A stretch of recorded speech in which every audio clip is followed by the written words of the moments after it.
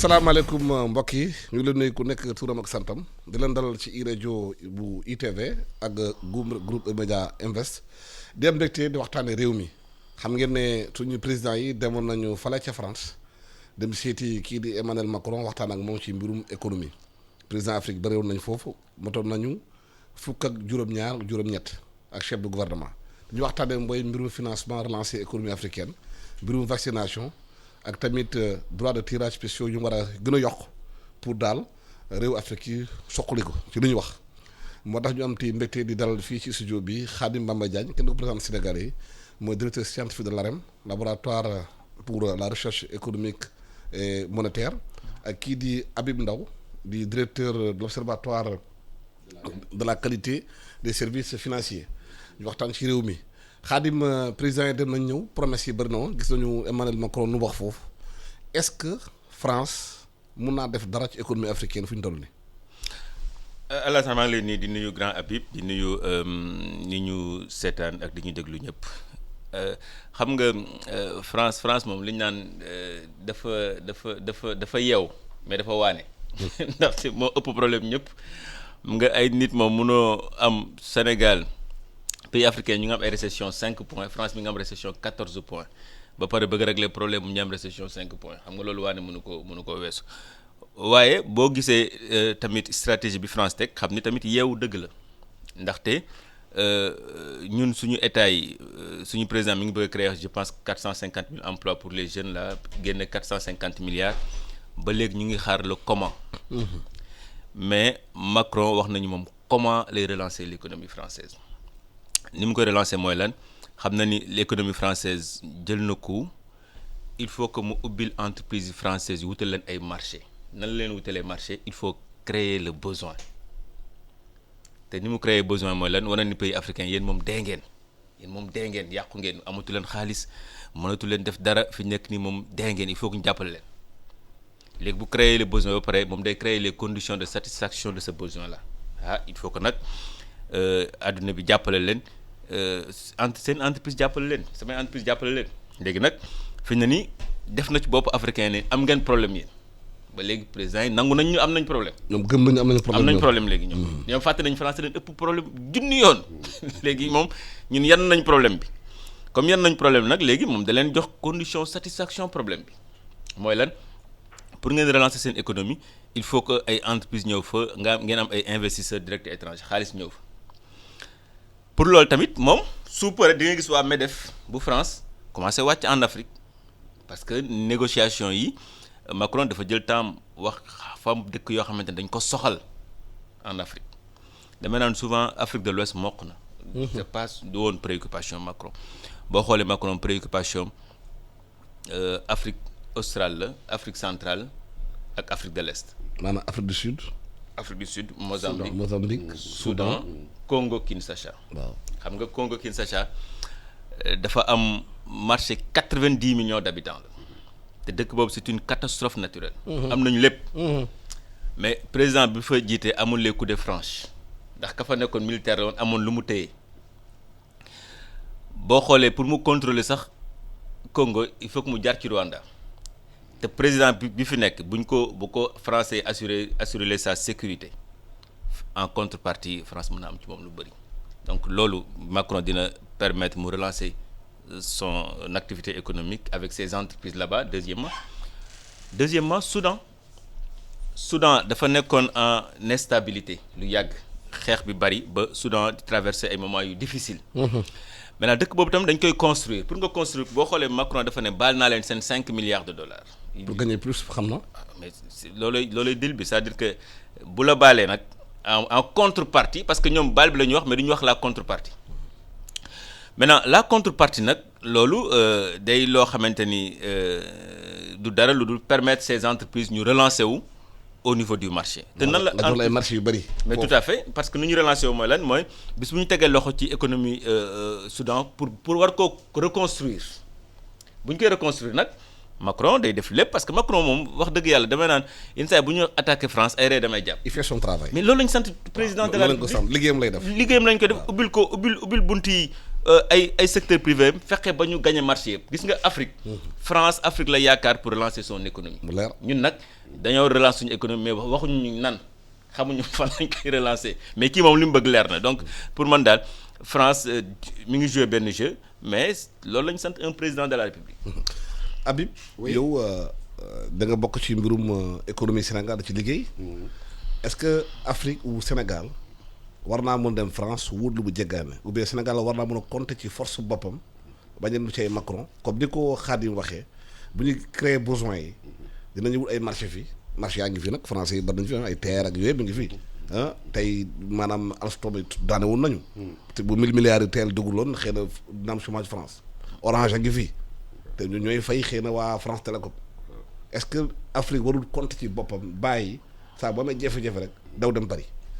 waaw jërëjëf Alassane di nuyu docteur Khadim qui est le professeur de ma fille bien-aimée Fatou Marina Ndaw Bem di gërëm téléspectateurs yi di leen nuyu pardon ba pare di préciser ne vision boobu nit ñi am ci que Afrique vivre en autarcie c'est-à-dire compter ci boppam dafa nekk loo xam ne c'est une utopie. Pourquoi? Parce que on est dans une interdépendance économique imposée.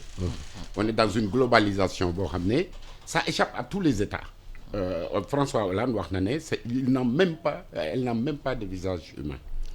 Qu'est-ce que cela signifie? Cela signifie que maintenant tout le sort, toutes les activités économiques sont décidées par les marchés financiers, les marchés des commodities, etc. Donc il est absolument illusoire de dire ñu compter suñu bopp ñu téye suñu bopp dinañ compter suñu bopp mais dinañ lëkkaloo en partenariat ak l'international. Pourquoi? mais nga ubbeeku mais en intelligence. am na stratégie en interne. Exactement.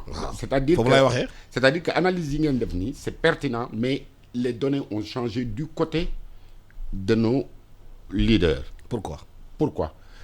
Parce que données yi doon na valable temps yi nga xam ne ñu ngi wax détérioration des termes de l'échange temps yooyu leadership bi nekkoon en Afrique leadership la boo xam ne dafa dépendre ci métropole dafa dépendre même le choix des ministres soo xoolee pays bu mel ni Côte d'Ivoire dans les années 80 rek il y avait justement cette idée de ministère du plan on l'appelait ministère du blanc.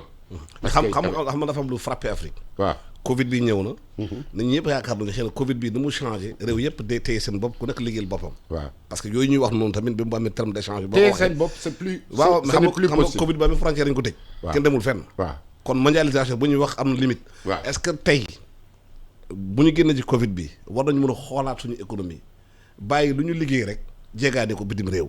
est-ce que en interne amuñu ay solutions endogènes. En interne, c'est toute la réalité du programme économique dans le cadre du PAP 2A, c'est-à-dire un secteur privé fort ñu gën a dooleel suñu secteur privé bi pour am développement endogène pour ñu am ay souveraineté ngay compter ci xaalis bitim réew. pour il faut ñu compter ci xaalis bi. et l'épargne interne. L'épargne interne ne suffit pas. Xam nga on est dans un pays où, comme je l'ai dit hier sur un plateau, nous avons 90 000 déclarants sur le plan fiscal. Ci di 90 000 yooyu jàppal nous avons 153 000 agents de l'État 300 000 salariés. Mais ci ñooñu 6 000 personnes rek physique et morale ñoom ñooy fay régulièrement impôt. 6 000 personnes physique et morale te 100 entreprises ñoom ñooy porter 60% des recettes fiscales pour dire quoi? Pour dire que su fekkee ne da nga am président da nga am chef d'État bu ambitieux bu buggee financer l'émergence d'abord le rattrapage infrastructurel puis l'émergence alors que recettes fiscales yi suivre ñu ce président est obligé d'aller s'endetter comme les autres pays ne l'ont fait. mais recette fiscale bu ñu bëgg mu suivre loolu liggéey nguur gi la moo war def liggéeyam. Tout à fait. moo war su deful liggéeyam recette fiscale yi di ko baal. waaw mais affaire am la moo war a def. tout liggéey à boobu fait moo war a def liggéey bi mais. dafa liggéeyam kon le problème mooy ñun dañu soxla les des ressources financières à l'international pour plusieurs raisons d'abord pays yi nga xam ne ñoom lañ doon gisanteel démb ci sommet bi. pays yooyu ñu ci bëri am nañ possibilité imprimer ay billets am nañ possibilité utiliser planche à billets soo xoolee 20 000 milliards de dollars écoutez bien. moom la Occident génne pour leur plan de résilience foo xam ne ñun presque mën naa wax ne 2 milliards de dollars lañ génne mooy 1000 milliards ñoom 20 000 milliards lañ génne lu tax ñu mën ko génne parce que dañoo am possibilité utiliser levier instrument monétaire bi. mais Afrique am na possibilité boobu bu génnee franc CFA créer monnaie boppam. loolu beneen processus la. waaw loolu beneen processus la loolu tamit. loolu ci lañ jëm. bitim réew bu ñu mënee loolu. loolu resté réew. loolu war ngaa mën a gis CFA bi arrangé wu. loolu nga génn ci gré sama monnaie. loolu ci lañ jëm. parce que CFA bi daf ñuy permettre juste rek ñu maintenir taux d'inflation bi. lu nekk dafa am période. je discutais avant émission bi ak docteur ma ne ko mais ñun fii l'Afrique mooy dañu ragal. Révolutionner suñu système c'est-à-dire que réforme sax dañ ko ragal la preuve c'est que suñu fekkoon ne génn nañ du franc CFA de toute façon duñ ci génn franc CFA su fekkoon amélioré nañ ko ba nga xam ne léegi utilité am day dépasser le problème de la gestion de l'inflation ñun ni kon waxtu bi comme li ngeen wax mun nañoo compter suñu bopp mais damay préciser que ne sommet bi démb doonu loon contrairement à ñoom sax même ñi ko organisé muy président Macky Sall ak président Macron doonuloon un sommet pour la relance de la croissance africaine mais de la croissance mondiale par le biais de la croissance africaine c'est-à-dire que les Occidentaux étaient présents en masse enthousiastes parce que l'économie mondiale la croissance mondiale ne peut être relancée qu'à partir de la croissance africaine. waaw mais loolu kay mooy da ngay xuutal wax ji rek. mooy par exemple ñoom ci Afrique lañu compter. pour defar seen réew. loolu la Khadim wax. voilà tey bu fekkee ne en interne tey Sénégal amuñu stratégie ñëpp yaakaar na Covid bu ñëwee dañuy repenser tëggaat économie bi xool ñu compter sur nos propres forces waaye constat bu ñu def mooy dafa mel ni. Covid dafa jàll ou bien dafa commencé di jàll na woon fa woon rek ñu continuer di def loolu. loolu moo jaaxal nit ñi parce que dëkk yi tëjoon nañu seen frontière amoon na benn moment sax Sénégal mooy xiif mënoon na ko dal ndax amul lu mu produire Inde bu amoon problème tëj frontière ceeb doom te ñu war a 240 000 hectares am ndox am suuf am naaj ñu continuer di jeegaan lu ñuy lekk mais loolu musiba naaru leen est-ce qu'on va continuer comme ça depuis 60 ans a-t-il le même discours aux gens. Alassane c'est que Sénégal dafa am ay choc day am ay choc mais choc yi duñ ci changer c'est-à-dire que daaw maa ngi lay wax naan la ci Covid man la coow li rien ne va changer. les gens li waral loolu est-ce que c'est des problèmes de leadership. problème de mentalité lan lu xew. Alassane le président Macky Sall li muy wuti nii soxlawuñ ko mënoon na toog Afrique fii nii gis nga xaalis li koy indi ci réew mooy yaay créer environnement bi tax nit ñi ñëw dugal seen xaalis.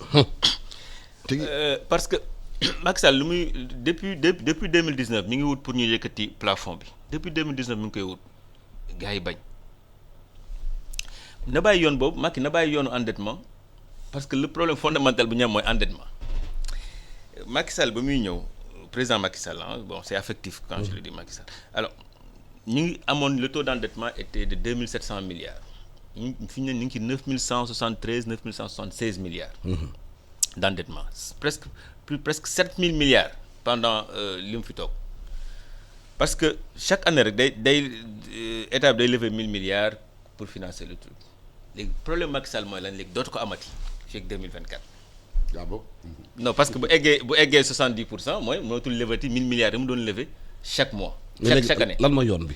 toog xalaat endogénéiser sa économie c'est que il faut que moom mu gëm ni endettement bi doon parce que croissance économique Sénégal endettement bi da koo téye woon suñu croissance bi ñu doon am yëpp 6-7% yi parce que dañu doon endetté wu chaque fois presque 1000 milliards par année di ko dugal muy am bi jeexital ci croissance maintenant yoon boobu jeex na il faut que Macky Sall xam ne yoon boobu jeex na. léegi ban yoon la ñu war a jël. mais Alassane taxaw construire suñu économie par rapport sur nos propres ressources c'est-à-dire qu'il faut que l'homme politique aussi le président Macky Sall cherche solution bi d'une manière endogène c'est que ni ma doon am dafa yomb. da ngay leb xam nga Sénégal loolu ci defar Sénégal loolu ci gën a yomb. mooy da ngay leb tabax ba pare ne xoolal li ma tabax fàttali ñun li nga leb dañ koy fay. mu leer. mais ñoom li ñu tabax rek lañ ñu wan nan lañ ko tabaxee est-ce que tabax bi nekk na lu efficient xam nga efficacité mooy nga am rek atteindre sa objectif mooy efficience mooy nga atteindre ko à moindre coût. waaw am na njëriñ. am na jeexital. parce que ki lay lebal da lay naan mais yow maa ngi lay lebal depuis 7 ans. dem nga ba 9176 milliards waaye fi nga njëkk a dugal sax xaalis xanaa ginaar googu nga jëndoon xanaa nenul jurul ba nga mën a fay bor bi. maanaam ni Abdoul Mbaye wax mën nga endetté wu mais dugal ko fi xamante ne fu nga xamante ne day am njëriñ da mu jur. endettement positif. ñun ñëpp dañu endetté positivement dañuy ngay endetté jënd kër di fay 10 ans nga moom sa kër endettement moo baax na. mais mun a endetté boo xamante ni bu méttee nga ne baal leen ma foo ko dugaloon est-ce que fi nga ko dugaloon moo gënoon ci fi nga ko mënoon dugal le grand problème au Sénégal mooy comment on s'endette fi nga ne ñu ngi à presque 70%. léegi Macky bëgg ñu tëbal ko bu ñu ko tëbalee day dem 100% sans après quoi le problème day continuer ba kii ñëwaat nekkaat beneen président day am problème pour rembourser la dette donc il faut que ñu commencer di lebin bu baax président yi def différence entre ñoom li ñu bëgg ak li réew mi soxla. réew day am lu mu soxla à chaque moment. mais ñoom da ngay gis président boo xamante day ñëw moo def lu mu bëgg Alassane tant que bàyyiwuñu président yi def lu ñu bëgg def mu am différence parce que Sénégal réew la boo xam lépp la soxla. Nous sommes un pays boo xamante ni tout est prioritaire mais il faut savoir mettre de l'ordre dans les priorités du pays. docteur am na lu am importance loo wax. loo xam ne bëggoon naa. parce que da ngay jëriñ décideurs yi. da nga ne ñu bàyyi endettement bi compter sur nos propres ressources. dama bëgg nga expliquer niñ koy defee. ci sa stratégie. xam nga boo nekkee réew moo waxuma ne c'est impossible mais ci sa stratégie. xam nga boo nekkee réew moo xamante ni yow. yaa ngi am les recettes fiscales de plus de 2700. 2575. voilà bon ñu xalaat war na toll ci 3000 milliards. alors xam nga Sénégal li mu wax sànq rek presque 60 entreprises ñooy fay plus de 50% des recettes fiscales. la ban liggéey la ñuy def pour yaatal recette. assiette fiscale bi. ban lan mooy liggéey bi. lan la nit mën a ñëwee toog Sénégal mën fee liggéey mën a am nu mu jaar ba bañ a fay. ñu bàyyi la ay bopp. suivre nga plan yaatal ah. non waaw xam nga débat bi mën naa koy mën a. waaw d'accord xam nga loolu bu ñu la nee 50 entreprises rek ñooy fay presque 60% de kii c'est-à-dire dalee woon ni. am na liggéey bu ñu war a def ci lever Sénégal mënoo fee nekk. ñu jox la former la ay nit ngay liggéey ak ñoom jox la tali jox la ndox jox la courant ngay liggéey say impôt ngay duutante. waaw premièrement loolu waruñu ko fooye. du yoon deuxièmement xaalis Sénégal kenn waratu koo jël. Sénégal rek mooy dëkk boo xamante ni yéen ñii seen entreprise bi ngeen nekk seen xaalis fooyewu leen ko. mais réew mi dafa mel dañuy fooyee xaalis réew mi am nga da ngay nekk ci position yoo xamante ni tu peux t'enrichir seul mais quand tu t'enrichis bu kenn enrichir rek il est fait au détriment du pays. mais loolu la ngay wax dafa laaj ay réformes en profondeur. non seulement sur la fiscalité ak aussi réforme sur la justice. mais Alassane looloo tax man la dama rek un homme politicien nekk si koñ bi yoro ñaar dërëm nga yeewu beneen bëccëg gis ay milliards ngay doxal. boo demee rëbët bu la tëjee nga yore say télévision yore say téléphone portable di wax ak askan wi. soo génnee nga mel ni ku ñu pompé woon. mais Alassane xam nga loolu problème la. mais loolu tax ma ne nag. sàcc yi bari ci réew mi dañu war a génnee. te xam nga fu ñu koy sàccee. waaw xaalis ba ñuy leb dafa yomb. waaw dañ koy lebee am ñu ko jël mu jeex. te ñun ñoo koy fay te baadoo ñoo koy fay. or xaalis bi mën nañ ko chercher fii bis bu ñu bëggee liggéey sérieusement au Sénégal. Sénégal bu ñu bëggee liggéey sérieusement xool affaire yi sérieusement suñu xaalis ñu téye ko sérieusement mën nañu def lu ñu neex mais xaalis bi Alassane dafa jaarul ci yoon yu mu war a jaar. mais loolu c'est un problème. rien que la commande publique. état évalué à 1200 milliards. de francs CFA. bu état jëloon commande bi jox ko entreprise Sénégal yi fi nekk liggéeyee ko bañ ko di ko jéegaane bitim réew xëy na dina sokkali PME PMI ñu mën a dawar réew mi. dama lay leeral benn aspect après ñu jàll ci leeral ko. dans le cadre communautaire OHADA day exiger que 70% de la commande publique ñu jox ko entreprise sénégalaise. non UEMOA. voilà ba amut parce que ankay léegi mais nañ dellu si ci pourquoi ñuy lebi ak lu fu xaalisi leb bi dugg.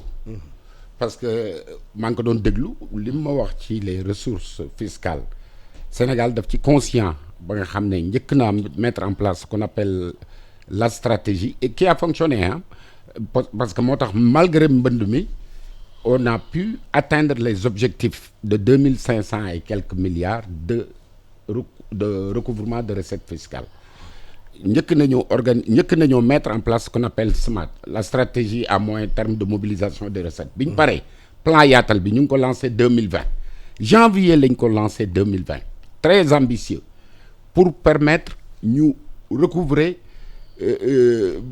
vers fin à la fin de l'année presque 3000 milliards. mais ce qui s'est passé boo nekkee ci réew waaw ñu la douane def na recette 1000 milliards. oui loolu xam lu muy traduire. waay liggéey amu ci réew mi.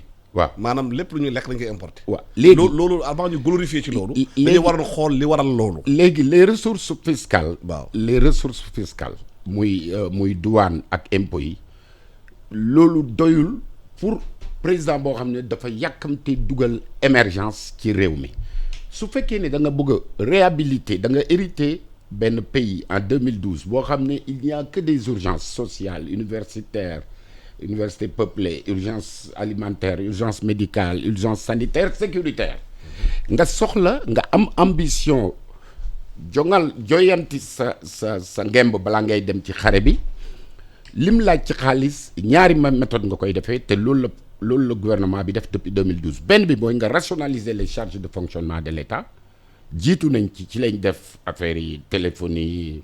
li ngeen dégg xaaral des na du doy. ay ministre parce que ñaari 4x4 ñetti 4x4 seen kër loolu yàq la. liñ yàq la moo tax joyante bi commencé nañ ko depuis 2012. waaye depuis 2012 maison convention ñaata at la léegi 12 ans jot. mais li ñu économiser yépp moom lañ def ci filets sociaux yi. li ñuy lebi ñun fii li nga xam ne gouvernement bi moom lay lebi daf koy investir dans des projets structurants. mais am na question bi nga tontuwul. waaw douane bu taxawee ne je fais 1000 milliards. dinaa ci ñëw. loolu dafay expliquer ci réew mi. que notre économie est extravertie. entreprise yi tëj nañu non dafa entreprise yi tëj nañu.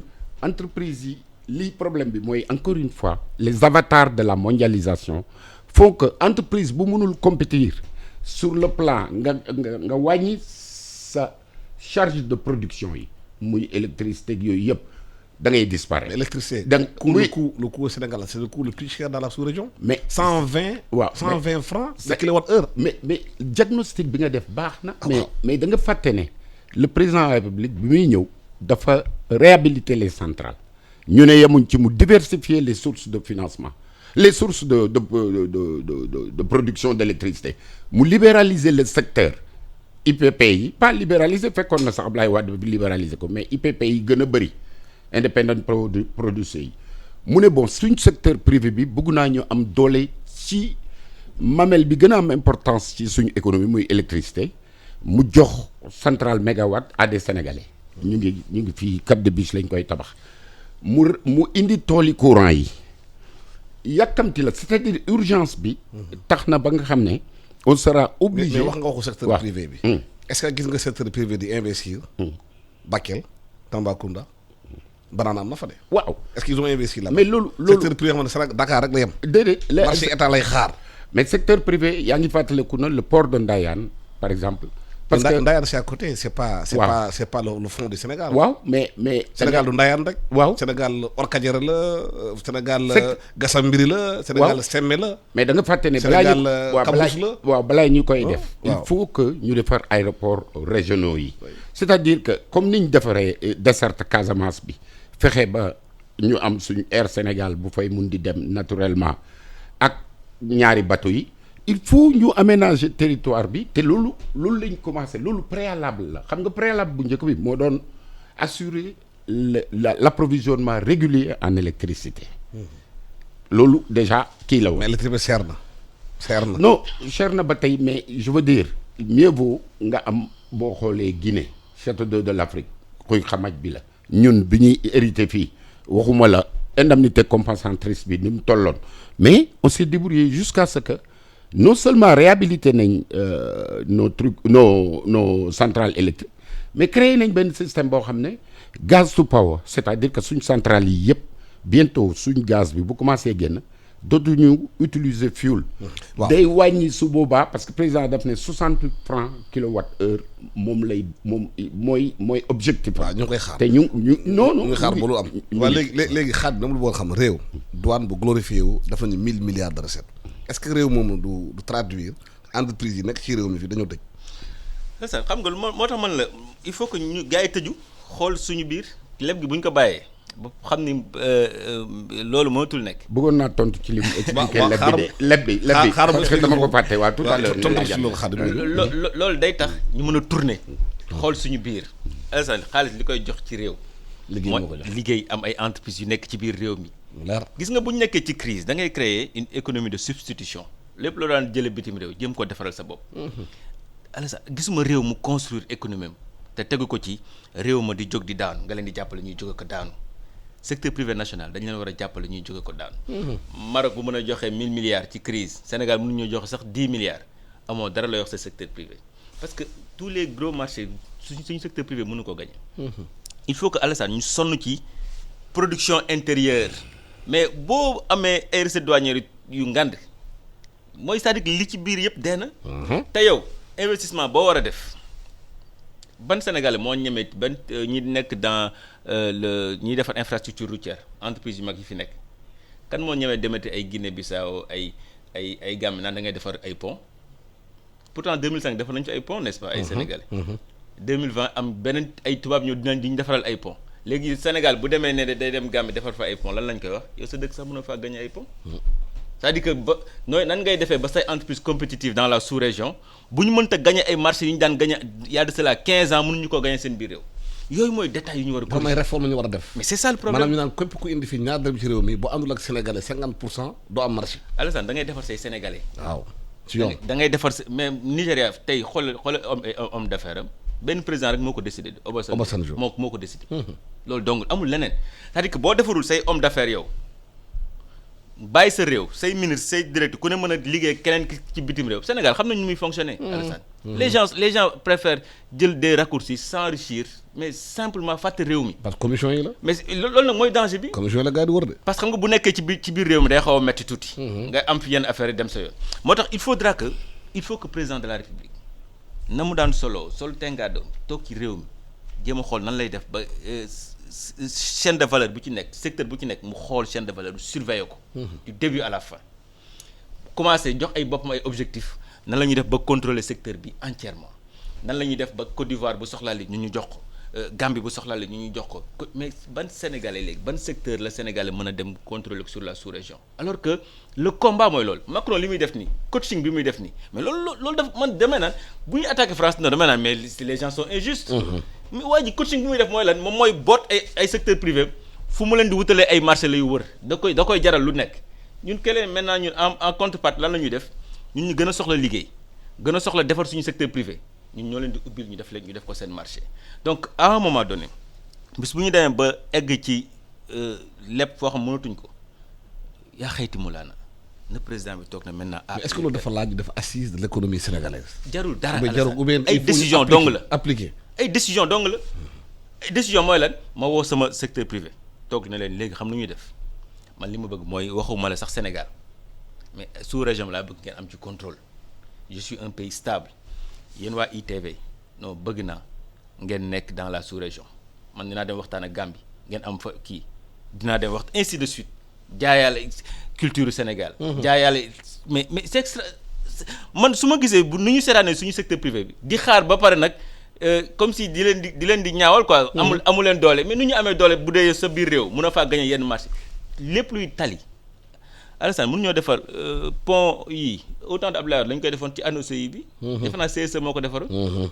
CSE mais léegi kooku 15 ans. kenn déggutu la léegi 15 ans bu benn tubaab ñëwee defar ko kooku fan lay demee Côte d'Ivoire joxe ay kayit pour wane ne mën naa leen defaral pont. tubaab bi ko defar fii moo koy defaraat fële. c'est que loolu mooy ay erreur il faut que ñu ñàkk suñu économie lépp loo xamante ni mën nañ ko mënatuñ koo joxe benn entreprise bu jóge bitim réew parce que tubaab bi fi ñu nekk nii. xoolal ñu ngi indil seen i Auchan ak seen i Carrefour. benn entreprise canadienne grande surface moo bëgg a ñëw France français ak dee na du ci dal ñoom ñu ne ak dee canadien bi du fa dugg du jënd entreprise française. ñoom dañuy protéger le marché intérieur. mais parce que en réalité xam nañ ni. ab tubaab bu nekkee Sénégal sax Renault lay dawal wala Peugeot wala Citroën. waaw c'est-à-dire que même bu nekkee Sénégal sax lekkam ma ngay xool nu muy développer secteur privé ñun c'est totalement le contraire c'est-à-dire que ñun. bëgguñu lu ñu am. te jéemuñoo defar suñu secteur privé. ñu au fond Habib réew mi amul stratégie c'est-à-dire ak stratégie amu fii. yëf yi ay wax ju bëri rek mooy am fii di naan way slogan yi ak yooyu non lu mu wax dafa am solo. c'est-à-dire boo ba ma lay jël benn exemple nga jël kii tudd Bathily di defar xaw ma soow bi dolli ma mu nekk Richard Toll di jënd soom ci éleveurs yi pour defar soow moom bu fekkee ne importation lait végétal bi moo koy concurrencer taxe bi ñu ko teg moom. moo gën a diis que importation yi moom day tëj loolu c'est un exemple par rapport à plusieurs entreprises au Sénégal fii créer na chaîne de valeur. créer chaîne de valeur kenn du ko jàppale. ñu bàyyi ay nit di importer ay meew bitim réew lait végétal xam na am na ñu nekk ci circuit bi daal ay commission di ci tëdd. loolu mooy wax ji c'est-à-dire corruption bi nekk ci circuit économique bi moo rey réew mi. léegi dama bëggoon a wax. daal dama bëgg a tontu ci loolu. loolu lay tontu ma loolu lay tontu nii. waaw le secteur privé. waaw ñu jàppale leen. toute la problématique. everybody knows how to do kenn fii ci réew mi wax rek moo fi am. everybody know how to do the prime minister's job. seen diagnostic yi baax na. waaw mais lan gouvernement bi ko saafara waaw soo paree soo ma bàyyi rek. bàyyi naa la diagnostic bi gouvernement bi def na ko depuis 2000 bien avant 2012. ana solution yi te mi ngi ci solution yi. ana solution yi soo dégloo ma jox la solution jox ma. yi. soutien au secteur privé. waaw ñaari question lay tontu benn bi sur l'endettement benn bi ci soutien au secteur privé dina résumer li ngeen wax yëpp. soutien au secteur privé, des signaux très forts ont été donnés d'abord sur le plan des réformes et sur le plan même pratique. ñu njëkkee sur le plan pratique. door a dem sur le plan terrain bi mu leer nañ. terrain bi mu leer nañ. jox ma exemple. wax naa la léegi IPP Independent Power Producer ñiy produire électricité depuis toujours Sénégal ñiy produire électricité c'était GTI et cetera léegi le président Macky Sall jox na des Sénégalais ñu war a produire centrale 300 mégawatts. d'accord kooku. mais ci lekk bi. waa xaaral maa ngi ñëw boo dégloo rek ma wax la bi ma wax la damay ñëw rek benn par benn. plateforme logistique pétrolière dañ ko doon xëccoo ak des entreprises étrangères ñoo xam ne ils ont 50 ans d'expérience dans le domaine de la gestion des plateformes pétrolières président Macky Sall ne dama koy jox suma secteur privé daal di leen wax def leen consortium ñu def consortium mu jox leen ko.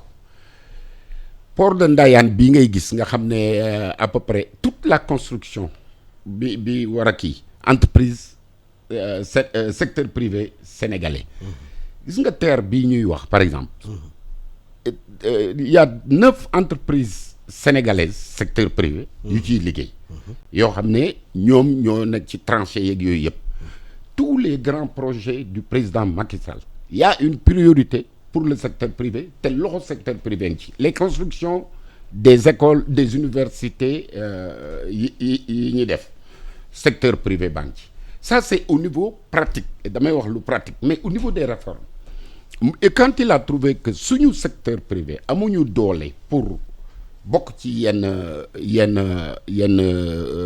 gros ouvrages yi mu ne léegi li may def damay changer la loi sur le partenariat public-privé parce que seuil bi ñu ko kii woon dafa élevé woon donc inaccessible pour le secteur privé mu daal di fexe ba dugal ba ñu réformer loi bi réformer nañ ko depuis 1 mois donc facilité d'accès du secteur privé au niveau de la commande publique loolu sur le plan des réformes contenu local bi au début bi ñuy def la loi sur le contenu local on pensait qu'aux hydrocarbures léegi dafa wax contenu local bi dans tout c'est-à-dire que la présence du secteur privé et la prédominance du secteur privé même quitte à ce que ñu dem def partenariat ak des partenaires stratégiques ñoo xam ne ñoo mun liggéey bi comme je disais hier benn waay di ma ree waa léegi xaaral damay terminer te soutien au secteur privé volonté politique bi impulsion politique bi moom laa nekk di dérouler maintenant j'ai parlé des réformes favorables au secteur privé donc loolu ñaari côté yooyu maintenant sur la dette dafa wax lenn ne oui mënatuñoo let au-delà de 70%. Non, il s'est trompé. Première conférence bi ñu def fii nii sur l'annulation de la dette président dafa wax lu leer nañ bailleurs de fonds yi créanciers yi ñu nangu ko mu ne leen yéen ak ñuy imposer des normes d'endettement des critères yoo xam ne dafay de 70%.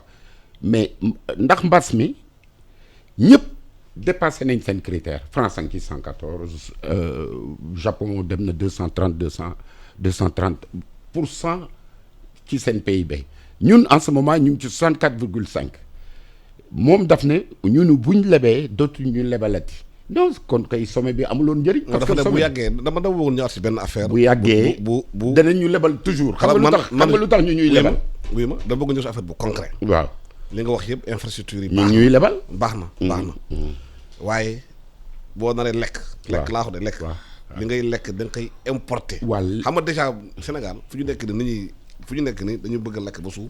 waaw lekk bu baax. fekk ci réew mi lañ ko gàncaxee. yow tukulóor nga de séeréer yi. waaw dama lay déglu dama séeréer yi xam lu muy wax parce que séeréer yi dafa amatuñ sax cere bu ñuy lekk.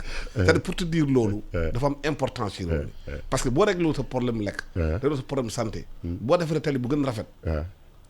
kuy daw ci tali bi. waaw da nga xiif léegi. loolu nga wax c'est très important gouvernement bi mi ngi ci. parce que gis nga bor yi ñu leb nii de 9173 milliards. bu ñu xoolee importation produits alimentaires Sénégal. importation la wax de. waaw 95% dañ ko jéggaani. te réew mi mun na ko defar fii. waaw mango yaa ngi nëb. waaw ci àll bi. moo tax ñu def agropole yi soo demee agropole dañuy wax de. gis nga agropole taxaw agropole yi dafay agropole sud commencé na opération. annonce rek lañu gis. non agropole sud commencé na opération. da ngaa gis benn bataille ba génn foofu. non agropole du gouvernement bi mooy produire. lu muy def gouvernement bi non ñaari xam nga yow gouvernement bi environnement bi la am. gis nga ay production yi ngay wax nii. ak jéegaan yi Covid bi ñun Sénégal yi. waa de xaaral li nga wax dafa am importance. Covid bi woon na à travers le monde que les gouvernements reprennent l'économie de leur pays. C'est ce Macron il a repris l'économie de la France. mais non il n'a rien repris. xaaral ñu wax Sénégal. xaaral ñu wax Sénégal ñun yu concret lañ def. agropole yi yéen a demoon ci Macron. ñun dañ def ñaari déedéet demuñoon ci Macron. le monde la planète finance lañ demoon. demuñoon ci Macron loolu tam confusion la. France la c'est-à-dire foofu lañ ko defee léegi gis nga les développement endogène bi souveraineté alimentaire yeeg. c'est extrêmement important. waaw je suis tout à fait d'accord avec vous et les agropoles le gouvernement a mis un système un terreau fertile pour que yii ngay wax entreprise privée secteur privé bi jël ko en charge c'est-à-dire que agropole yi secteur privé yi ñooy ñëw def transformation. mais Khadim na bu fekkee ne Sénégal dooleel lu secteur privé accompagner ko. mais wax ñi naa la daanu di leen yëkkatiwaat. mais di leen dugal di leen ñaax. mais wax naa la signé parce que am na benn projet bi ni ñu doon wax sax déjà. boo xoolee économie Sénégal tey. Marocain ñu ngi toog économie Sénégal. waaw CBAO ngi fii. waaw assurance ñu ngi ci. waaw ñu ngi ci lépp. parce que roi Mohamed VI. waaw dafa secteur privé pour dem à la conquête. de l'Afrique et du Sénégal de l'Afrique de l'Ouest. mais moo tax. Turquie yaa ngi ñëw. waaw moo tax président bu fekkee ne ñun Sénégal fii. marché yi am fii. waaw Sénégal yi nekk fii. am xarañte bi. waaw amuñu marché yi liggéeyuñ ko. moo tax jox ko waa bitim réew di ko liggéey. moo tax président ne comme dama bëgg a jàppale secteur privé bi jox naa leen déjà mooy projet yooyu ma la wax. waaw mais des na daf ci non des na bu baax a baax. léegi daf ci yokk dara daf ne outils financiers yi bi mu xamee ne ñii dañu am problème yu xaalis mu ne damay mutualiser les actifs financiers. xaalis am na ci réew mi de pour permettre waaw moo tax mu ne. bi nga ko wute. état bi sax am na xaalis. mais dañuy mutualiser les. jox Sénégalais yi. non dañuy mutualiser les outils financiers actifs yi ñu am yëpp ligne de crédit yi ñu am à la banque agricole et cetera yooyu yëpp buñ ko mutualiser permettre secteur privé bi mu am ba ko créer sax une holding financière. bugguma ko ooyee banque de développement parce que on a eu un traumatisme avec la disparition de l'USB et de la BNDES mais actifs financiers yooyu dafay permettre secteur privé bi ñu mën a joyante ñu mën a concurrencer ak le secteur privé. waaw ma jox la ñaari précision. wax nga wax mbirum université ak yooyu. université Amadou Mahtar Mbow ngi ni fi kenn xamul ka la jeex. li ma lan noonu. université Amadou Mahtar Mbow. waaw 30 milliards. ne dañ koy reprendre. waaw. xam nga université du futur africain. 80 milliards pratiquement lañ fa def. 60 milliards. je suis d'accord dañ koy raser. mais xamul loolu 80 milliards réew mi soxla na ko. pour dëkkal ko feneen bu ñu defee investissement hasardeux yooyu. ba di koy raser. mais problème am na Khadim. mais xam nga te fi nekk nii. 80 milliards de francs CFA ñu ne ko raser. mais xoolal tali bi rek da ngay ñëw. kenn du ci wax da ngay romb Medina gis ñu toj tali bi xaw ma la yan fu ñuy dugalee raccord. après noonu lañ koy bàyyi. ñu bàyyi ko c'est-à-dire que da ngay defar ba pare Sénégal day defar ba pare yàqaat defaraat. bëri na gis-gis. ak TER bi defar di ak BRT bi. gas nañu dëkk bi yëpp. Alassane gis nga gas sa buntu kër bàyyi la foofu dem sa yoon. mais man je le vis. léegi syndicaliste ga. syndicaliste bi dama gis lay wax. mais c'est que parce que Habib. il faut que réew mi changer. gis nga bu ñu eggee 70% d'endettement. le président Macky Sall day laaj toujours français yi tubaab yi wala Nations Unies ñu tëbal plafond bi. waaw. Ça n'a rien à voir avec les pays. C'est le privé. Parce que xamuñu dette commerciale boo ñu sonal dette bilatérale te multilatérale bi grawul. waaw taux bi c'est très faible c'est 0,005. Parfois c'est très faible. Mais la dette commerciale loolu c'est le privé faalewul ay état banque mondiale ak FMI. ah si. non démb ñu nga fa woon. non mais loolu ça xam nga lu tax ñu faale leen non foofu dama lay obligé dagg sama rakk nga. privé yi dañuy ñoom balaa ñuy lebal dëkk dañuy compter ci fonds monétaire ak banque mondiale parce que xam nañ ne les pays sont souverains donc lépp lu ñuy négocier ak un pays. il demande l'onction du fonds monétaire et de la banque mondiale dans le cadre de l'ICPE. xam nga ba ma wax leen lu benn question rek. gis nga réew bu fonds monétaire ak banque mondiale développé.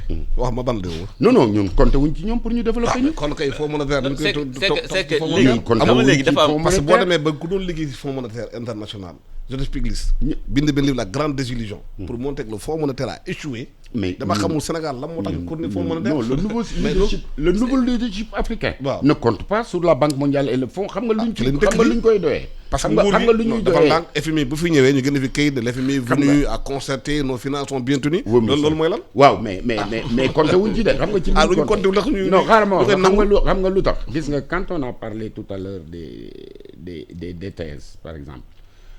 fonds monétaire dafa am épargne boo xam ne sous forme de DTS. mu nga fa kenn est-ce qu'on ne peut pas s'occuper de l'épargne interne du Sénégal gis suñu paa yi suñu maire yi seen gafa yi dëggal seen réew yi xaalis bi gars yi di ko ci coffre yi ci biir kii mais suñ confiance programme amoon ci réew mi Sénégal lay génne si xaalis teg c'est-à-dire leadership bi dafa changé en Afrique bu njëkk fonds monétaire banque mondiale ñooy toog Washington au bois de Bretton daal di defar concevoir ay projet ba léegi déedéet léegi ñun ci suñ bopp dañ leen di par exemple bu ñu soxlaa ñu jàppale ñu ci benn domaine un appui un accompagnement ñoom fonds monétaire à part liquidité bi dañuy def fexe ba ICPE bi instrument de coordination de la politique économique mu permettre que ñun ñu lever des fonds mu permettre que investissement direct yi aussi ñëw parce que gis nga ñaar ñooñu pour ñu ñëw pour ñu lever des fonds. xam nga ngay wax dama lay wax lu am importance Ghana benn moment n'avait pas plus besoin de fonds monétaire. ils sont revenus. waaw ils sont revenus xam nga lu tax waaw parce que mënoo dem xam nga lu tax mënoo dem à l'international sans nga am la caution morale du fonds monétaire et de la banque mondiale. waaw man Khady dama bëgg ñu. ba pare suñu bëggee des ressources concessionnelles. xam nga wax na lu am importance. tout à l'heure nee na la dette commerciale moo ñu sonal wax na dëgg. Hier, j'ai dit sur un plateau, l'Afrique n'est pas surendettée. C'est la part de la dette commerciale qui est très importante. Soo jëlee pays bu mel ni Nigéria 20% du PIB rek la seen niveau d'endettement mais ils mobilisent 60% de leurs recettes pour fay service de la dette léegi ñun au niveau du Sénégal endettement bi fi mu toll noonu li mu wax léegi ne ñun ñu ngi presque léegi ñu yegg 70% yi mais c'est dépassé ça y a pas de problème à ce niveau. mais la mu bëgg xam on va Khady continuer mooy naka la ñuy war a def en interne refaire notre économie ba nekk moins dépendant de l'extérieur. c'est impossible. non moins dépendant ñu wax. parce que c'est la globalisation on est dans le. je dis moins dépendant de l'extérieur moins dépendant. ñu bàyyi suñu réew yi lépp lu ñu soxla pour sax bu ñu ko soxlaa dañuy dem Chine jëli ko fii cure-dent boo ko soxlaa Sénégal Chine lay jóge 6000 kilomètres lay def. ab réew mënul defar cure-dent. industrialisation mënul defar cure-dent. mënul defar pont. mënul defar mais loolu musiba la. Alassane gis nga moom laa koy wax léegi. bu ñu eggee 70% d'endettement. FMI Banque mondiale mënu ci dara. xam nga boo eggee ci niveau d'endettement boobu ñi lay lebal dafa am lu ñuy wax les agences de notation internationales. comme Standard & Poor's, Moody's, Fitch, Dagon. bon am nañ sax en Afrique léegi Wara ak Bromfield léegi agence yooyu ñoom boo demee ba dépasse 70% dañ naan Sénégal wóoratul. kenn dugal xaalisam boo nee wóoratul. pays à risque. boo nekk pays à risque rek taux d'intérêt bi day tëb da ngay leb maintenant ak taux bu cher xam nga Sénégal dafa nekkoon ci place bu baax ñun ñoo nekkoon 4e mais bu ñu eggee 70% dañuy jóge place boobu dañuy tëb ndaxte dañ naan wóoratul parce que. dëkk mënul leb autant d'argent te ba léegi économie bi produiragul li prendre en charge ce service de la dette. parce que 70% du taux d'endettement FMI Banque mondiale mënu ci dara parce que lenn rek nga ciy def perte sa note. sa notation. alors moo tax ma ne la jot na léegi Sénégal commencé comme ñun duñu bëgg ñoo importer ay hommes politiques. c'est-à-dire que importation xam nga ñun bëgg ñoo importer ay hommes politiques. suñu hommes politiques dañu leen bëgg a garder. ba pare ñu bëgg ñoo importer loo ay secteur privé importer loo ñu li nekk il faut qu'on accepte bu ñu bëggee lu ñu bëgg a defar ci réew mi dañ koy importer mais dañu importer des hommes politiques importation la. waaw lu tax ñangoo importer secteur privé di lépp ñu koy jëlee bitim réew mais homme politique moom ñoom rek kay toog c'est un problème Alassane lépp comme mën nañu am ay politique yoo xamante ni ci fii lañ dëkk ñooy xeex pour nekk président ñoom ñëpp Sénégalais lañ dëkk noonu la ñu war a nangoo ni lépp loo xamante ni Alassane Sénégal mën nañ cee defar sax 30%. defar ko fii nga fexe ba mu defar ko non Alassane yow bu dee yow dañu lay jox benn secteur 30% la nga mën ci affaire bi ñu fexe ba dooleel Alassane mu mën 100%. tant que commencé guñu loolu nag mooy il faut que président bi génn bëtam à l'étranger lu ñu mënta defar ñu bàyyi ak ña ko mën a defar xool ñu nan la ñuy def ba mën a defar Sénégal dafa am marché. waaw mënoo marché 400 millions d'habitants.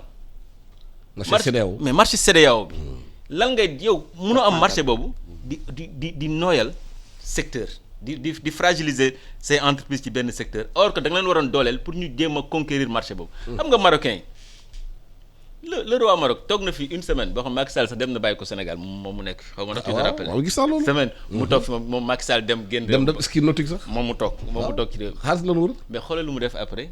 xoolal secteur yi marocain CBAO contrôlé Attijari Bank BOA mais waxuma la Saham assurance yooyu et en plus non les entreprises yi gagné marché ñun dañu créer ay fonds JIP ñoom ñu créer benn fonds defal ko seen banque di ko turale lépp loo saa sànnee marché ñoo taxaw ñoo koy gagné yow nag booy sànni marché gis nga administration bu ñu bëggee Alassane gagné marché xam na ñu ñuy def ba nga gagné marché yow loolu débat bien sûr maintenant nag xëy na marché yi ay étrangers yi di gagné xëy na foofu dafa jar liggéey bu ñu bëggee développer le Sénégal c'est un jeu d'enfant mënoo am dëkk boo xamante ne Alassane ñàkkul dara am na ndox am na suuf am nay borom xam-xam am na état am na jàmm am nga naaj am nga lépp mais yow tu prends plaisir am na jeunesse mais fi ñu ne nii moo tax xam nga Macky nee na le président dafa bëgg a créer xaw ma ñaata emploi le comment ba léegi mooy poser problème comment naka la ñuy demee ci loolu xam nga lu ma naan Macron moom naka bi moom leer na naka bi mooy leen damay téye économie africaine yóbbu fa samay entreprise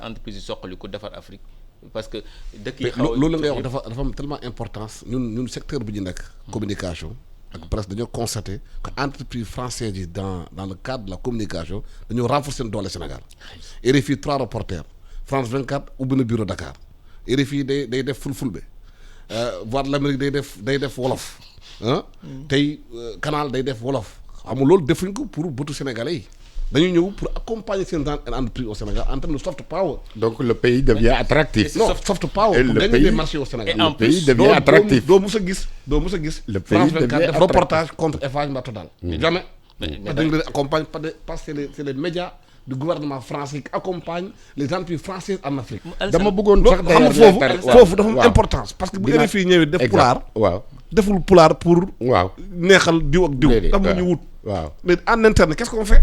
Tout à fait. Et je vous retourne la question. Je te pose la question. Alassane Diop et Mamadou Ibra Kane et éventuellement les autres. bu ñu amee état bi doon accommodé def dara. au contraire. waaw dëgg la mais. les choses ont changé.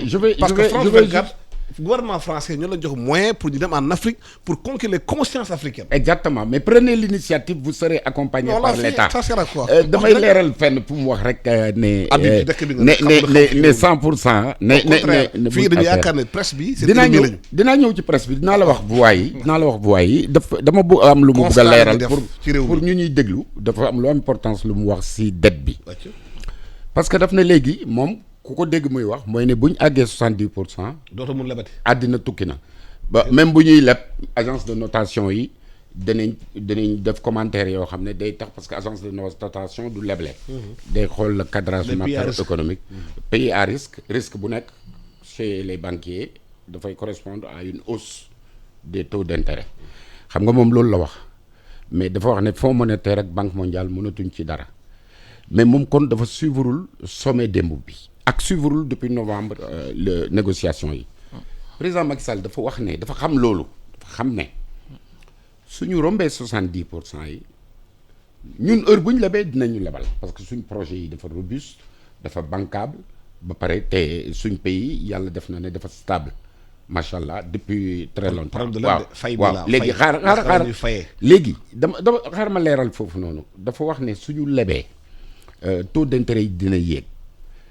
président Macky Sall moo tax discours am bi démb yëpp bu ngeen ko seetee ak les échanges yi mu am en privé mooy il parle d'endettement concessionnel de prêt concessionnel et semi-concessionnel ba pare mu pousse président Macron mu def plaidoyer ci communauté internationale bi pour que pays yi seen bopp dans le cadre bilatéral qu'on ait plus de crédit venant des pays dans le cadre bilatéral mooy la dette qui est concessionnelle entre par exemple la Chine et le Sénégal. Je ne parle pas entre la CIC de China ou dans une banque Rothschild etc. Non ou Standard non je parle des créanciers bilatéraux waaw. parce que souvent c'est des taux concessionnels. waaw mais Macron avec Macron bu ko defee c'est dans quel but. waaw dinaa la wax bi après. léegi loolu mooy problème yi déjà concessionnel bi parce que xam na ne plus ñuy avancer ñuy approché wu du taux de 70%, agence de notation yi dinañ yokk kii risque bi maintenant à cela mu convaincre Kristalina Georgieva ak président Banque mondiale ne leen mais yéen da ngeen di yokk le volume de l'IDA. IDA c'est l'instrument financier de la Banque mondiale qui fait des prêts concessionnels aux États pauvres, aux États en voie de développement.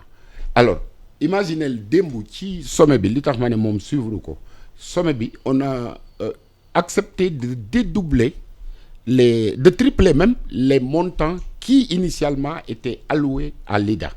Donc on va avoir une fenêtre concessionnelle bu ñu permettre léegi ci au niveau du CPA. temps bi gaaw man dama bëgg loolu yëpp finalité bi lan la.